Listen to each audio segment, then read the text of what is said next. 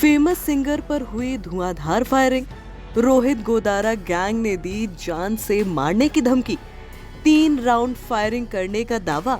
Social media post लिख बताया कारण। सिंगर को लगी पेट में गोली। हालत गंभीर और फैंस को सता रही है चिंता। एंटरटेनमेंट इंडस्ट्री से एक चौंका देने वाली खबर सामने आई है। रोहित गोदारा गैंग ने मशहूर सिंगर पर 3 राउंड फायरिंग कर दी है। यहाँ हम बात कर रहे हैं पंजाबी सिंगर तेजी काहलो की।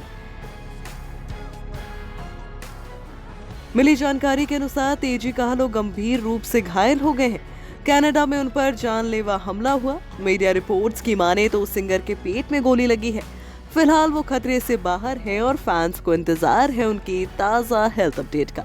वही आपको बता दें कि पिछले काफी समय से कनाडा में फायरिंग की घटनाएं लगातार सामने आ रही हैं और अब एक बार फिर खतरनाक फायरिंग हुई है, जिसके चलते राजस्थान के कुख्यात गैंगस्टर रोहित गोदारा का नाम एक बार फिर सुर्खियों में है। बताया जा रहा है कि इस फायरिंग के पीछे रोहित गोदारा गैंग का ही हाथ है। हैरानी की बात तो ये है कि गैंग ने खुद सोशल मीडिया पर पोस्ट डालकर इस हमले की जिम्मेदारी भी ले ली है।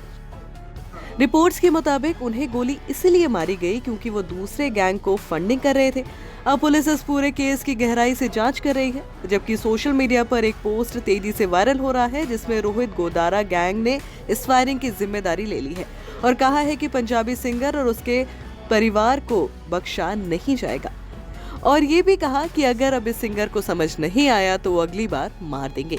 रोहित गोदारा गैंग ने पोस्ट में लिखा, राम राम भाइयों, कनाडा में जो तेजी काहलो पर जो गोलीबारी हुई है वो हमने कराई है। पेट पर गोलियां लगी हैं। अगर इससे समझ आए तो ठीक, वरना अगली बार पूरा समझा देंगे।